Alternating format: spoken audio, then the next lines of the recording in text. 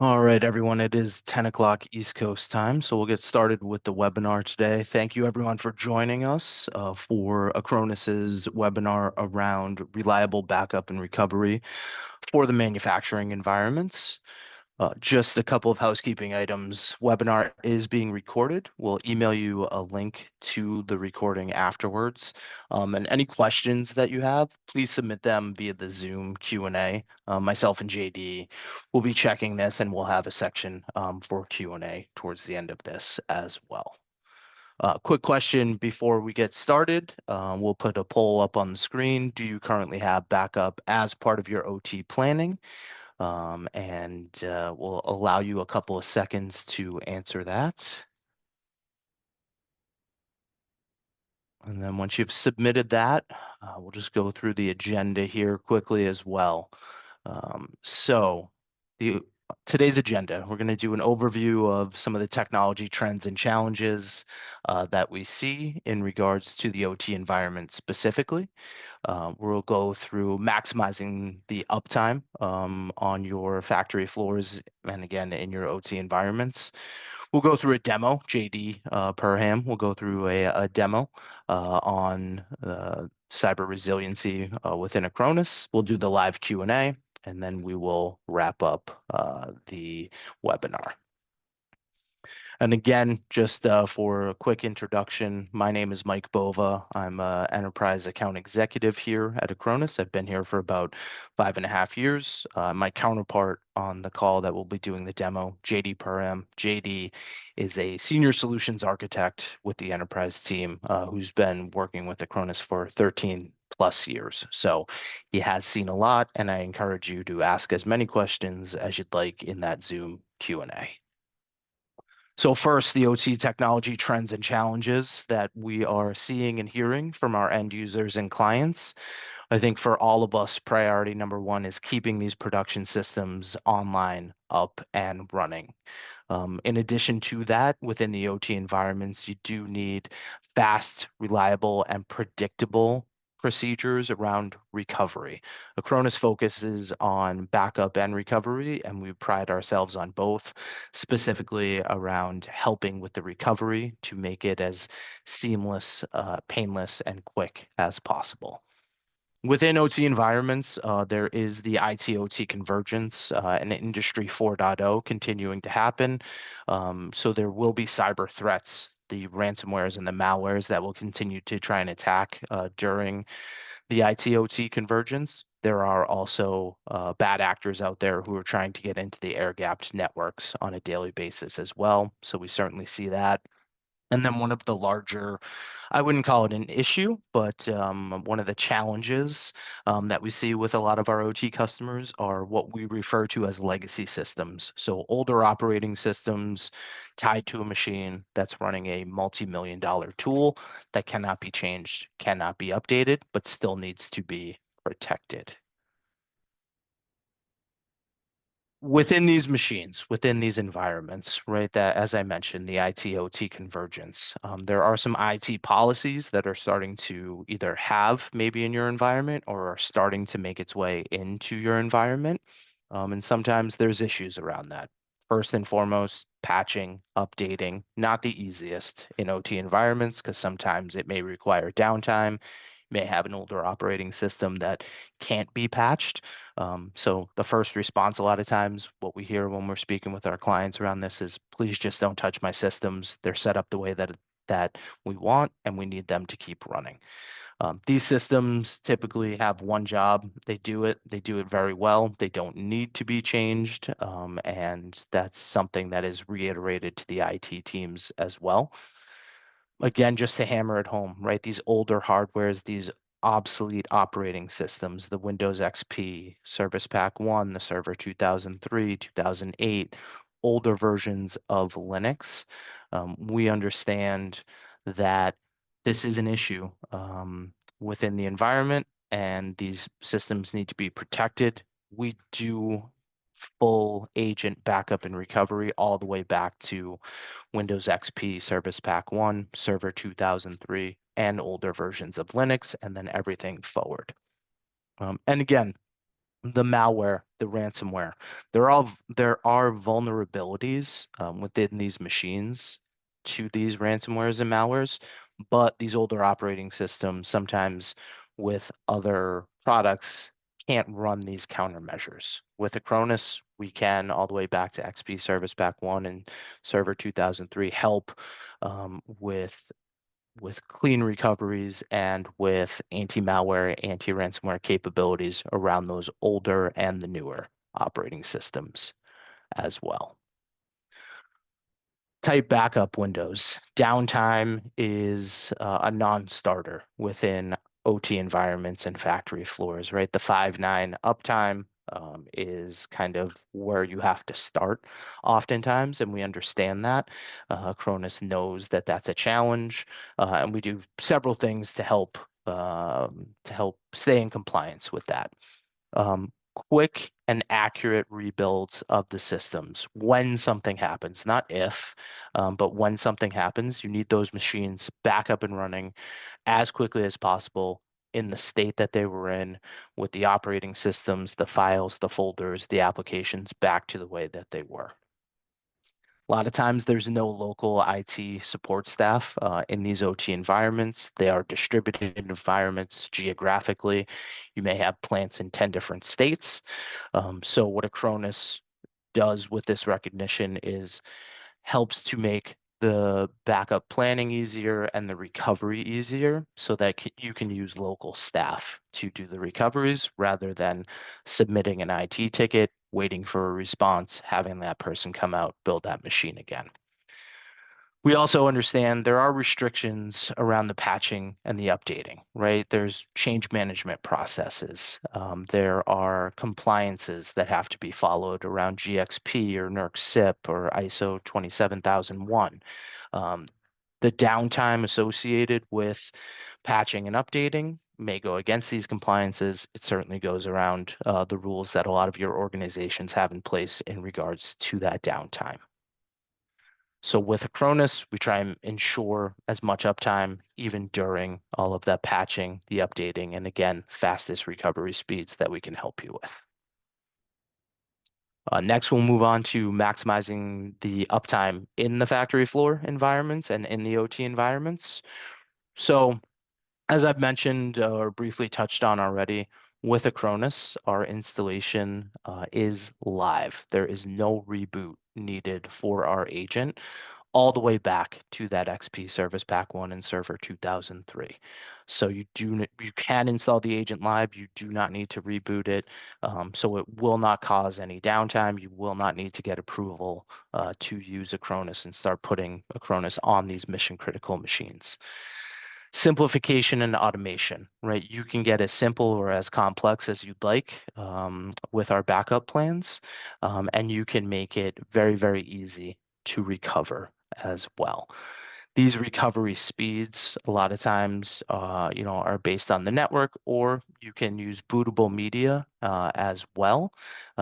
We do have several different options, and we're not going to limit you to how you do the recovery. Acronis has a built-in capability I'll speak about in a little bit that actually helps with that recovery speed also, but you can choose to have multiple different ways to recover these backups with Acronis as well. Offloading the admin tasks from the OT computers, creating reliable, fast recovery procedures that work consistently across all sites. Consistency is key, especially with non-IT people, if they're going to be the ones recovering from an outage. If you have a massive outage that takes down several plants or several lines and it is distributed, you need those back up and running all at once. You should have teams, or you probably do have teams that will be working in tandem. What you need, though, is something that is simple and effective that's going to work and work correctly during that time of need. Acronis focuses on that. We can help create run books. We have the piece called one-click recovery that I'll touch on that helps make this a little bit easier as well. That will allow that consistency across sites. Acronis does work and does have compatibility with leading automation vendors, and I'll show that in a future slide. And then defending the networked OT computers against cyber threats. So again, some factories are connected to the internet already, some are air-gapped, but there are still attacks, whether it be internal or external, still trying to get into those factory floors, into those mission critical machines to cause some havoc, to cause some ransomware and malware. Acronis has built-in anti-ransomware, anti-malware capabilities that helps defend against that, again, from the older operating systems and forward. So we are focused and have been focused almost since the beginning on OT system protection. Since the beginning, what I mean by that is Acronis was started back in 2003. So we have a couple of decades of experience in OT at this point.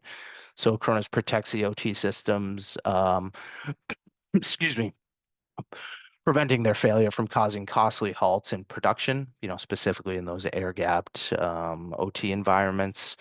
We are the white labeled OEM choice for some of those leading automation vendors I hit on previously. So Rockwell, Honeywell, Emerson, ABB. If you use those SCADA or ICS automation vendors within your environment, you most likely are using Acronis because it is built in to those systems as their backup and recovery white label choice. Acronis makes sure that we're covering the stability of the entire OT environment, or as much of the OT environment as we can, by continuing to focus on those older operating systems. Again, back to XP and Server 2003 and older versions of Linux, all the way forward. So Acronis can cover 90+% of the environment that you have. And then we can help, make suggestions for those one-offs as well. We do enable self-service recovery of the OT systems. This is our one-click recovery that we'll show a slide on as well. This allows your non-IT workers within the OT environment to restore a failed system within a couple of minutes without any assistance from the IT staff. Now, this recovery is based on, if there is a bad patch update, a blue screen, right? If there's a total hardware failure, you will need to rebuild from scratch. If it is software in nature with one-click recovery, you can be back up and running in several minutes rather than several hours. We know time is money in your environments. And then towards the end, we'll speak to this a little bit more, but industry analysts do recognize Acronis as the leading OT protection solution. To speak a little bit more to how Acronis recognizes and understands and works within the OT environment, this model may be familiar to some of you on the call. This is the Purdue model. This was not created by Acronis, but it is a model that we do follow and fall within in OT environments. So as some of you may know, there's 5 levels to the Purdue model. Acronis starts at level 2, where your HMIs and your SCADAs may sit. We go up to 3.5 within the OT environment, and then we can help within level 4 and 5, which is more of the IT, the enterprise, the business side of it. Within levels 2 to 3.5, we also recognize within the Purdue model, if you are following it in your environment, all information needs to flow up. It needs to go up a level, never reaching back down. So Acronis has purpose-built our product to make sure that information flows from levels 2 to 3 to 3.5, never asking you to go from 3.5, reach back down into 2. This is important for things like reporting. So when you have to pull reports for upper management around your uptime, around how things are performing, we can get you that information within our reporting capabilities easily while still adhering to the Purdue model. Again, as mentioned before, we are white labeled for many of these automation vendors, and we do have approval and acceptance on everyone that you see here as well, right? So the reason that we feel this is important is because that we know, Acronis knows that the companies that you represent spend a lot of money on these systems, and these are very important systems within your environment. These companies already trust Acronis on these important systems. So it shows that we have that trust and that validity, so that you can, if you'd like, test us on some of those other mission critical machines, to make sure that you cover as much as possible for your backup and recovery needs. With OT being more distributed, we certainly understand that, and we help enable multi-site system protection.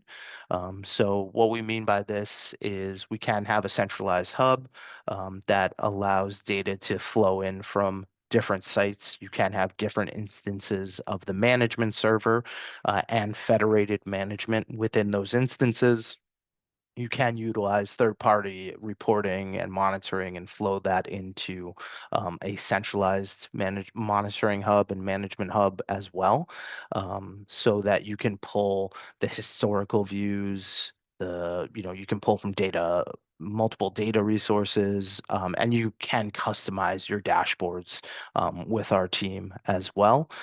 And we do have some and are working on more third-party system integrations with SIEMs. So think Splunk and ServiceNow, things like that. We do have some, and we will have more as we continue down our roadmap. The slide I've referenced a couple of times already, one-click recovery. So one-click recovery is a feature within Acronis that empowers non-IT users to drive recovery on mission-critical machines as quickly as possible. What this is if you do get a bad update and there is an issue within the machine, or you do get a blue screen, what the user in front of the machine can do is reboot the system, hit F11 during reboot, and in the top right, you can see that GUI that will appear once they've hit F11. They hit the down button 3 times to reboot, hit enter, and walk away. What Acronis has done is when you use this functionality, we save a clean image on a hidden partition on the machine itself, and that is what we will that's what we'll pull the restore from. So it's a locally stored on the machine. We restore directly from that, and that allows you to have the non-IT users use it, and probably more importantly, be back up and running much more quickly, so that you're not looking for a bootable media, a USB. You're not having to rebuild from scratch if there isn't a hard drive failure or a total machine failure. Next, we'll go into the demo around Acronis Cyber Protect, Cyber Resilience for the OT computers. I'm going to stop my share and I will hand it over to JD. Thanks, Mike. Let me go ahead and pull this up. Today we're going to go into primarily the backup channel that Acronis does offer.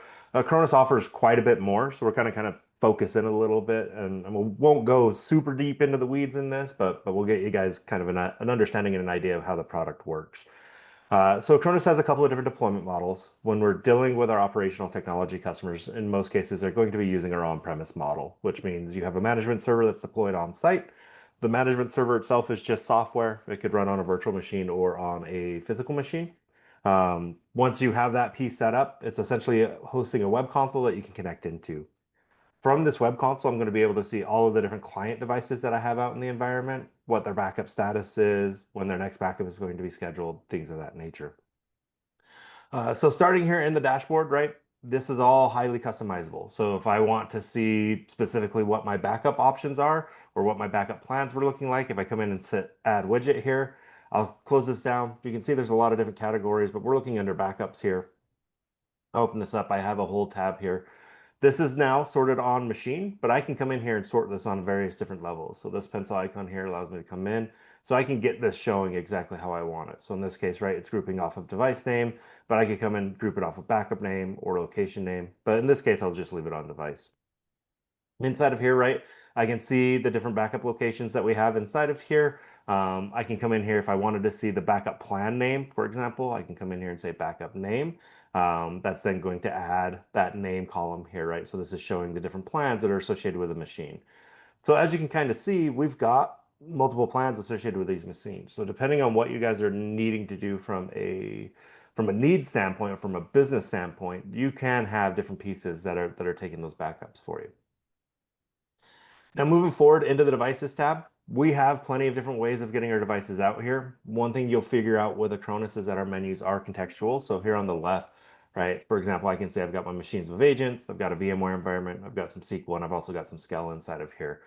As I come in and add different devices through here, so if I have Windows, for example, these would be all of my agent-based ones. If I come down underneath my virtualization platforms, right, we have a variety of different platforms that we support here, or down into my application section, right? As I'm adding these devices to the platform, I'm going to see this context menu here change. So for example, if I had just a large number of physical devices, right, maybe they're HMIs, or maybe it's like a historian system that you've got, underneath machines with agents, this is going to show me every machine that I've installed an agent on. Now, my lab is a little bit limited, right? You can see I've got a total of 6 devices inside of here, but the management server is highly scalable. So if you wanted to, we can protect and manage upwards of 10,000 different devices using a single management server. So if you wanted to set up something regionally, maybe you want multiple different sites to be able to leverage the same infrastructure that you guys are setting up. Because we support that natural Purdue model and everything rolls up the stack, it makes it really easy to do something on a corporate level instead of just at a site level. But because we don't license our management layer, if you needed to go site by site, have each site have its own management server, we can absolutely do that. So once you've got your device in here, and as Mike mentioned, when we do our installs, reboots are not required. It's as simple as coming in and selecting the device that you want to protect. There's a big old protect button here on the right hand side. This will then actually show you if there are protection plans already associated with it. It's going to show them to you, right? So in this case, I've got 2 plans here. This one's been disabled because we're not running it at this time. Here I can see my standard protection plan. If I wanted to start from scratch, I could simply come in here and say, let's add a new plan. This then allows me to come in and apply any existing plans that I may already have, or I can create a brand new plan where it's starting from essentially scratch here. But we'll go back and we'll just look at that plan that we already have applied to this machine. And again, as you can see, Acronis can do quite a bit more than just backup and restore, but today we're just going to focus on this backup portion. As I come in, creating a backup with Acronis couldn't be any easier, right? You got to choose what you want to back up. In this case, it's set to do the entire machine. I tell it where I want to back up.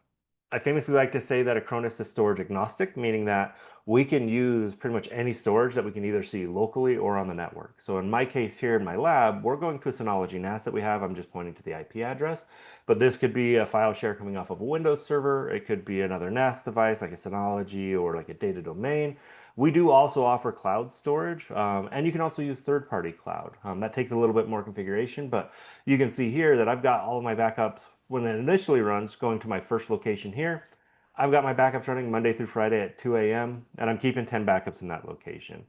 Those 4 steps is really all that's required to get a backup going. This would be a complete disk image that allows me to restore the entire machine from a bare metal standpoint into a virtual machine, pull out individual files and folders. Gives me lots of different control here. In this plan, in this case, I'm actually sending it off to a second location, so I'm sending it to the Acronis cloud here, and I'm keeping it for 2 months in the Acronis cloud. So I'm keeping a lower number locally just to facilitate faster storage, but I'm keeping historical data up inside of my cloud. There are some options inside of here, so if I come in to edit the plan, this will then allow me to go in and tweak those. So for example, maybe that Monday through Friday at 2 a.m., that schedule's not working for me. I don't need to run backups that frequently. Well, I can simply come into the schedule portion here. I can then choose, maybe I only want to run it on Friday. So it's as simple as deselecting everything but Friday, choose my time that I want it to run. Lots of folks will want to run, say, quarterly or maybe just monthly, like the first day of the month. So if I switch this over to monthly here, I can come in and say, hey, what months do I want it to go into? We've got it selected all, and I can say, hey, let's go a specific day of the week. So let's go the first, we'll deselect last here. We'll go the first Friday of every single month. We'll start it at 11 p.m. So the software will automatically trigger that backup. And that triggering is actually done at the agent side. So the agents do all of the work in the Acronis environment. Our management server really is just there for orchestration and log capturing. So if your management server goes down, or if for some reason like it's in a maintenance period, right, those backups that you have scheduled, they're going to continue to run and they're going to continue to operate without you having to have the management server component up and running. But I'll leave this as I had, right? I'll just kick out of this. There's a couple of different options. Maybe I need to keep less backup, so I can actually come in here and say, hey, you know what? After I don't want to keep 10 backups, I want to keep five because maybe we're running out of storage space, or maybe I want to up this number up. Number of backups isn't the only option that we have here. So again, the name of the game is kind of flexibility. If I hit the drop down here, I can say, hey, let's do it by age. Acronis can flag backups to be considered a monthly, a weekly, or daily. So depending on when that backup runs, we can set that flag inside of our metadata. Some folks don't need this level of granularity, so they'll just hit this button and say, let's switch to a single rule, where I can come in and say, hey, you know what? I want to hold on to them for hours, days, weeks. I even have some pharmaceutical customers who have backups that need to be retained for 15 plus years for compliance reasons. You can simply hit years in here, change that to 15, and then the Acronis won't delete those backups until they kind of age out. At that point, I also have a lot of customers who just don't bother with the retention rules, and they'll just change this drop down to say, hey, let's keep the backups infinitely. So that way we're never deleting off backups. The user would have to manually go in and do that. There are a couple of big options that I want to hit on and kind of show off here. There are a ton. I'm not going to go one by one inside of here. There's way too much and we don't have enough time. But the first one that I want to highlight is our scheduling option. This is our essentially where we can come in and do a distributed window. So let's say I have 50 plus machines. I don't want to have to manage 50 different plans with one plan that's set for like, say, this one runs at 10, this one runs at 10:15. That's going to be very counterintuitive to easy management. So this scheduling option allows me to put all 50 of those machines into a single plan, and then I can come in here and say, what's my distributed start time? Meaning that, let's say I have it set to start at 10 a.m. We're going to stagger the start of all 50 of those machines equally over whatever window I put inside of here. So if I come in and say, let's do hours, and I come in and say, hey, you know what? Let's stagger that out over 12 hours, right? So I'm going from 10 to 10. I just want them to randomly start from between 10 a.m. to 10 p.m. at that day. This makes it so that you're not bringing your storage to its knees by having 50 plus machines all trying to feed data to it at the same time. You're not beating up your network, and your network engineers or admins aren't going to have to come and yell at you because you're eating up all of the available bandwidth, right? Or you're bringing the switches down to their knees. This makes it so you can really stagger that portion out. The other most common question we get asked is, how do I make sure we're not affecting that machine, right? A lot of these machines are going to be very low resource, or they're going to be highly tuned to the specific job they are, and trying to do other activities on top of it may cause some problems. That's where a performance and backup window comes in. This is our form of throttling. So by default here, you can see our CPU priority is set to low. That means any other running application or process on the machine, we're not going to interrupt it. We're going to leave that machine up and running, but we're still going to give you that backup. This bottom one for output speed, that's your network bandwidth. How much bandwidth are we going to be using from that machine itself? By default, it's set to unlimited because we're trying to get the backup finished as quickly as possible. But you may not want that style, right? Maybe I want to throttle down my network. So if I come in here and hit yes, you'll notice it gives me a big platform here of times, and then I've got three corresponding colors down here at the bottom. With any one of these, I can simply click them and change the colors. So between green, blue, and white there, those correspond to the settings that we have down here where I can set my CPU priority, I can do output speed. So maybe in green, I want to leave that at 100, and blue, we've got it set to low and 25%. So maybe you're a facility that doesn't run three shifts. You've got a single shift that's from 6 a.m. to 6 p.m., Monday through Friday. Hopefully we all could work those kind of hours, but inside of here, right, I don't want backups eating up all of my resources. So I can come in and hit blue on that. Now, if let's say a backup started at 3 in the morning, if for some reason it took longer to finish than just a couple of hours, and trust me, we're typically much faster than that. But if we get into the blue area, it will automatically throttle it down. Now, maybe this is a very sensitive batch type scenario, right? And not just a, hey, we're trying to limit the resources. If you came in here and grayed this out, this is actually going to stop backups from running. So if that backup was to get to that point, it'll actually kill itself. You'll get a notification inside of the dashboard saying, hey, this backup wasn't able to complete because we got outside of the backup hours or the backup window. And then it will just essentially have to wait until that next scheduled backup to kind of pick up. Now, you may be wondering, okay, what happens to the data that I've already transferred? Acronis is smart in that. If we start a new backup and we see partial backups already there, we're going to look at that data and see if that data is still relevant. And what I mean by relevant is that the source hasn't changed, i.e., the data that's on the machine itself. As long as it hasn't changed, we'll just take those partial backups and the data that's inside of there, include it in this new run that we're doing to limit the amount of retransfers we're going to have to do. If that data has been overwritten or over or superseded, right, we'll just delete off that wasted space that's inside of the backup archive. That makes it so that, you're not having to go in there and try and clean things up. We're cleaning up after ourselves automatically.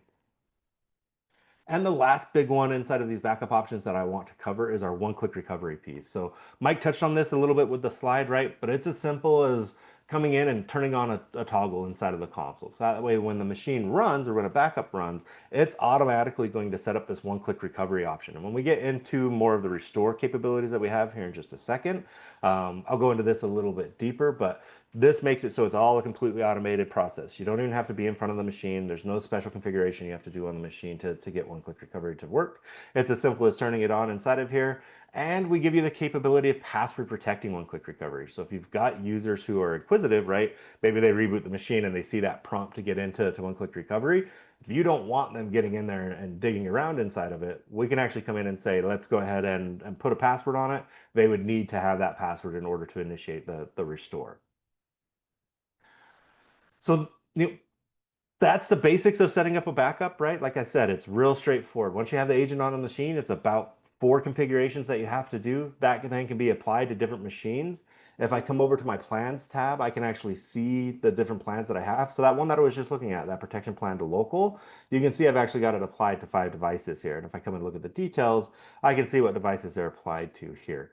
You can have as many different plans as you'd like inside of the console. We don't put any limitations on top of that. Some folks will want to do a certain subset of machines. We have grouping capability that we didn't touch on. So if I come back to the machines with agents, I can come in and you can see my groups that I have here. This allows you to logically organize things.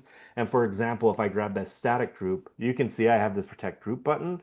That makes it so the plan gets applied to the group level. So as any machines come into this group, they'll automatically inherit that protection plan. So you can build some automation here to make your deployment go much quicker instead of having to go machine by machine and applying that plan. If you've got a standard policy that you want, set it up, build out your groups, and apply it to it. We have different ways of getting the machines into the groups. Static is obviously like it sounds. You've got to add or remove devices yourself, but we do also have the capability of doing dynamic groups. Dynamic groups is essentially we're using a search criteria to pull machines in. So in this case, we're doing this group based off of OS type equals Windows, right? So any Windows-based machine is being pulled into here. That's just one example of kind of a search criteria we could use. You could do something as simple as let's just base it off of the OS name. So if I just searched A, for example, and hit search, it's going to pull in any machine that has A in its host name. And then I get the save as, and that allows me to come in and save that group based off of that. There's probably 50 or 60 different criteria we can actually do this. Um, Going a little bit further, right, and transitioning into recovery. I always say with recovery, you have to know what your failure mode is because that's going to address what direction you want the restore to go. Now, Mike kind of mentioned, right, like, hey, maybe we had a bad patch or something, just a misconfiguration on a machine and we just want to roll it back. As long as that machine is up and running, we can do it all right here from the console. So you're not having to be in front of that machine again. So if I needed to restore, I would simply select the asset that I want to restore. Recovery here is on the right, so I can go ahead and hit recovery. It's going to show me my 3 locations inside of here. I can pick the point in time that I want. So as an engineer or as a user, let's say I wanted to just go back to May 2nd. I don't need to know if it's an incremental or a full backup, right? So it's going to tell me this, but for Acronis, it doesn't matter. I could go to May 7th and say, hey, this is an incremental and I want to recover that entire machine. So if I was to click on this, this is then going to allow me to do that restore. Now, because we're starting a new task and I'm pulling from a network location, it's going to ask for my credentials for the network. So I'm going to go ahead and enter in my credentials to enter my NAS device here. What's happening now is the agent on this machine is looking at the backup that we've selected. It's going to try and map some things out, and we may see, yep, a little error pop up here. This is actually from a new feature that we just added called rejoining to the domain. If you've ever done a restore on a machine and maybe that restore is older than 30 days or like a quarter old, you may run into the scenario where after the restore is done, you've lost trust with the domain, right, with your industrial domain. That's because the security keys in the background have changed. We've now made it during the recovery process that we can rejoin this domain, so you're not having to do that process after the fact. This backup isn't so old, so I'm actually going to come in here and say, hey, I don't want to do that. So once I have this set up, right, I can say I'm recovering to a physical machine. This is the target machine. I've got my disk mapping inside of here, and we have an option for safe recovery.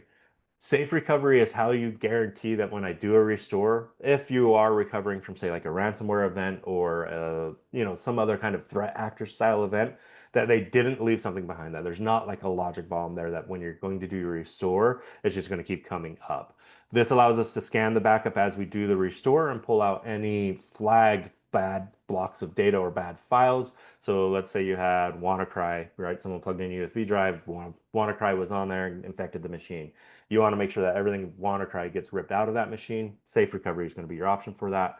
This is doing it as part of the recovery job. We do have a way of doing it ahead of time so you can be ahead of the curve and be more proactive instead of reactive. I'll show you that option in just a second. The other piece of recovery that we have is run as a VM. So I can actually take a backup file and mount it to a given host. The host that we support for this is Hyper-V and VMware ESXi, but this gives me the capability of taking that backup and spinning it up as a virtual machine without affecting the production machine, without technically even affecting the backup. The backup is mounted in a read-only mode. We store the blocks of data locally on the device. This can get you back up and running for whatever purpose you may need in just a couple of minutes. In my lab, it takes about 5 minutes. I've seen in some environments, we can get a machine up and booted and Windows doing its thing in under a minute. This is great for a variety of different reasons, right? Do I need to make sure that the backups are good, right? This is a really easy way to do that testing without having to have a physical device. Do I want to potentially make some changes and see if it affects the running application, right? Cool. We can spin up a test dev environment, isolate it out from the network, and that gives us that capability. The other option that I've seen a lot of folks do is I can take these backups and I can give them to my security team who maybe has their own instance of Acronis. They can then spin up the VMs there, right, from the backups that came off of my production floor, and then they can do their vulnerability assessments or they can do their security scannings, right, against the VMs. So instead of beating up and hammering your production machines, we're just doing it against the VM. They can create their action list. Next time you're in change control or a maintenance window, you can go through and apply the changes that they've recommended, right? So just more options inside of there. We also talked about one-click restore, right? We hit on that option a little bit. This is more swapping away from having to have users have access to the console to being able to do it just directly in front of the machine itself. So you saw the screenshot a little bit, but here's a running app version of it, right? I've kind of cheated a little bit to save us some time here because Windows is nice and slow when it goes to reboot, but I rebooted this machine. I've entered the prompt. So during post, you'll see a new prompt to hit F11 to get into Acronis. Once I get into Acronis and select it, this is the window that my users are going to be. So if you're, say, maintaining a lab and the lab technicians want to roll back to a clean state after they've done a series of testing, one-click restore is a very simple methodology of doing this. Or if you have, say, a massive software issue, right, that maybe is causing issues with the machine, as long as the hardware itself hasn't failed, one-click recovery is going to be available there. And as a user, I can simply come in and say, hey, let's restore from the latest backup here, or I can say, let's select a specific backup. I can get into the console. This is a local console to do the restore manually yourself. Most folks aren't going to use this, or I can say, let's reboot the machine if I got in here on accident. But if I was to simply come in here and say, hey, let's recover this from the latest backup, it's going to give me a warning saying this is a full disk recovery. If I hit enter one more time, it's going to go through and kind of start our agent, right, that's local on the device to in the background to allow for this recovery to go. What's going to happen after this is it's going to look for the backup, and then we'll see it go through and proceed that process. There are other options, right? If I have a hard drive fail, right? Most common failure that we're going to see in an industrial environment, right? Some form of hardware failure, power supply went bad, hard drive went bad. Well, if I have that, right, you do have the capability of doing a complete bare metal restore. And what we mean by bare metal is you're not having to reinstall anything. Let's say that hard drive failed. You go out to the floor, you swap out that hard drive. Now what you'll need to do is boot the machine from our bootable media. So we have a download option where I can come in and say, hey, let's download our bootable media, or wherever you put your management server, that's going to have the bootable media component on it. The best way to think about that is it is a portable agent that you can then go to a complete bare metal machine. Let's say, hey, a forklift ran over it. There's no saving this hardware. Well, if you get the same hardware back, you simply boot from that bootable media, point to where your backup's located at, do the restore, and you're back up and running. Everything down to your desktop wallpaper is going to come back to exactly how it was. We could even do this with different hardware. So if let's say I'm restoring a Windows 10 machine, that we're good now moving up the chain to a newer version of like an Optiplex, for example. As long as you have the drivers for the operating system you're trying to restore for that piece of hardware, we can take you from, I've had customers who had a server die. They ran out to Best Buy, bought the beefiest laptop they could, did a restore on it, injected the drivers, and they ran off the laptop until they could get hardware in. We saw that quite a bit during the pandemic, right, where hardware was very difficult to get. So Acronis gives you that flexibility. Now, everything I've been talking about with the restores, that's all dandy if we've got like a normal event, like a hard drives type failure. But what happens if we get into a cyber event, right? Where's my cyber resiliency here? And that's where that backup scanning really comes in. So if I come underneath my plans tab here, you can see I've got backup scanning. Now, this does take a little bit of setup before it shows up. Again, the menu being contextual, you do have to have a full SQL instance that we can utilize for the database for our backup scanning. But inside of here, I can set up a task to have a machine go through and scan specific backups for me.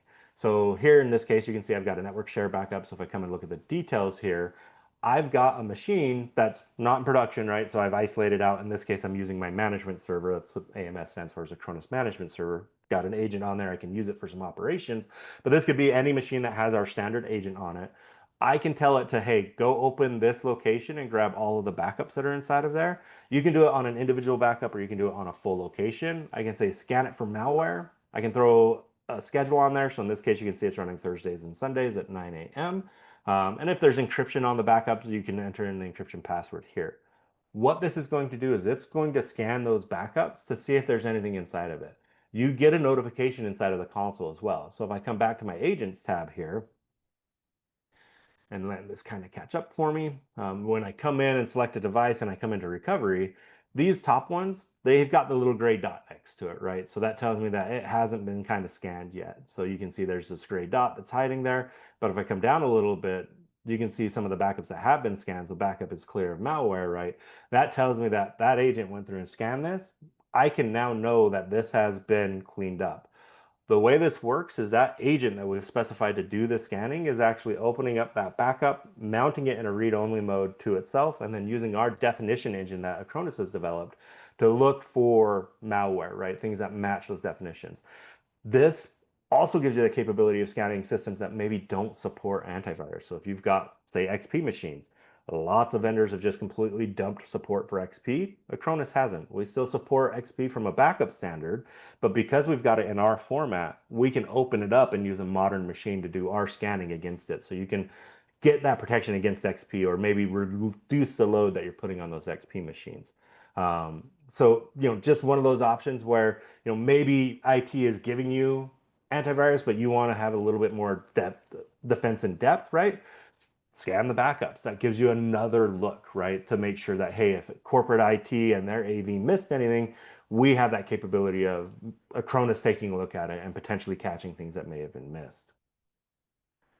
As I mentioned, there's a ton more that the platform can do, but we wanted to kind of keep this a little focused on the backup side.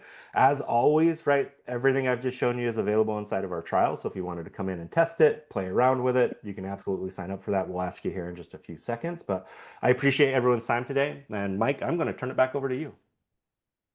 JD, thank you so much. Tons of good information there. We are going to get into a Q&A session, but before we do that, we have one more question or another question for the participants around immutable storage. So we're going to pop that question up if you wouldn't mind answering that, and then we will get into the Q&A here. So we do have some questions. First one, JD, if you don't mind, can we install agents on a machine while the plant is running? Yeah, absolutely. So we don't require reboot, so that makes it pretty easy for you to be able to do that install. Obviously, it's just like installing any other piece of software. We can remotely push it, or you can do it locally. Or if you have third-party tools that can install exe packages, we can go through and do that. But yeah, that's one of our big things. We don't require reboots, so you're not going to have an interruption into production. I have lots of customers with Mike, me and yourself. We had one customer who, over a couple of days using a third-party solution was able to get 60,000 machines deployed, in about a week or a week and a half, right? So without needing reboots, without affecting any of their production, that was going on. So. Yeah, we make sure to make it a point to minimize downtime, including the installation. Please also just remember, put any questions that you have in the Q&A.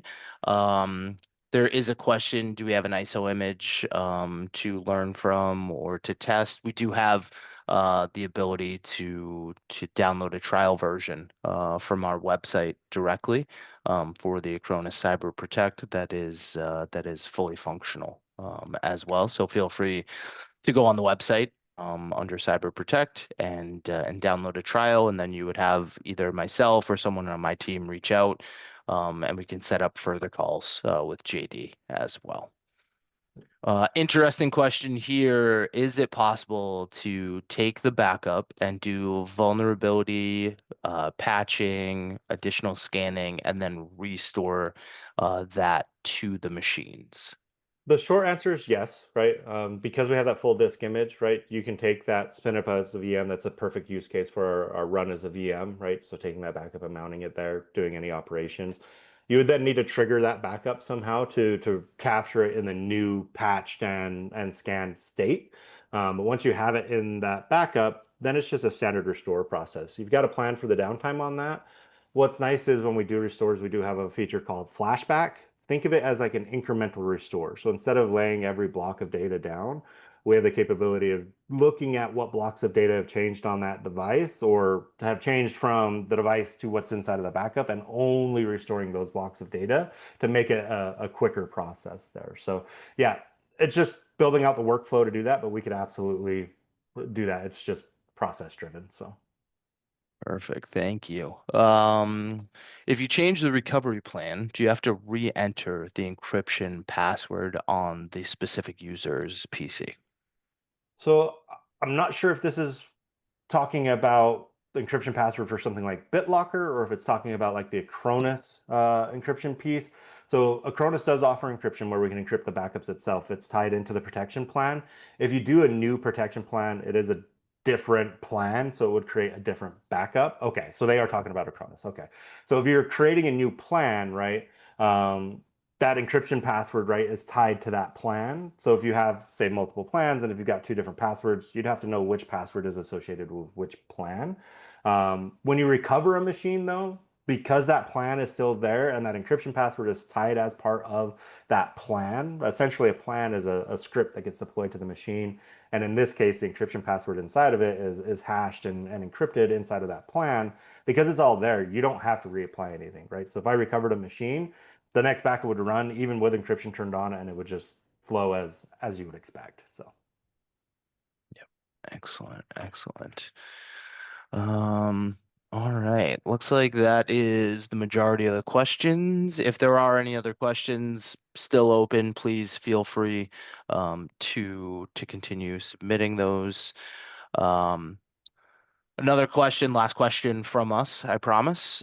If you would, how would you like us to engage with you after today's webinar? Let us know if you'd like that trial version, if you'd like a demo, or if you'd like us to reach out in a couple of weeks as well. Give you a minute or two to answer this question. While you are answering that, um, as I mentioned, right, there are analysts that continue to look at the backup and recovery space as it's pertinent to the OT environment, and we work with a large number of end users out there, from large to small. This is a direct quote from Norbert over at the Scheffler Group, right? So I won't hurt your ears too much more by reading it, but as you can see, right, the uptime is very significant, and the operating systems supported, including legacy, are important to some of the largest companies in the world. So it's not just us saying that; it is our end users and our clients as well. Additional resources. So we do have our websites. We do have case studies, as mentioned, with end users, and as you can see, ABB, some of our OEM partners as well. So you can read up more on kind of the use cases within there and how it might be pertinent to some of your environments. We do have cyber resiliency plans to help integrate the defense and recovery to minimize that downtime on our website. And then we are always keeping an eye on the cyber threats out there, right? So we continue to update what we see, what we notice, and share that as well. White papers around NIST 2. And again, cyber resiliency is a term we're hearing more and more. And if you are part of upper management or you work with upper management, you'll hear this, moving forward. Acronis wants to make sure that you're as up to date on it as we are, so we share that information also. Quick sales pitch here, right? If you are looking to test out our solution and you do have a competitor, we can do a 50% discount on the Cyber Protect licenses. Obviously, we want to make sure that we're the right fit for your company. So the testings, the POCs, the demos, working with myself, my team, and JD, we do want to make sure that that is done first, and then we can speak to you about that pricing and this discounting as well. Acronis also does focus on education throughout the world. We do have a cyber foundation that helps build schools in underprivileged areas across the world. We provide educational programs. We do book publishing. And if you do want to be a part of that or contribute to the Cyber Foundation to help with that knowledge around the globe, please feel free to go to acronis.org and learn more about that. With that, I do not see any more questions, so I appreciate everyone's time today, and we look forward to connecting with you in the future if there is anything else we can do to help you and your team out. Thanks, everyone. Have a great rest of your day.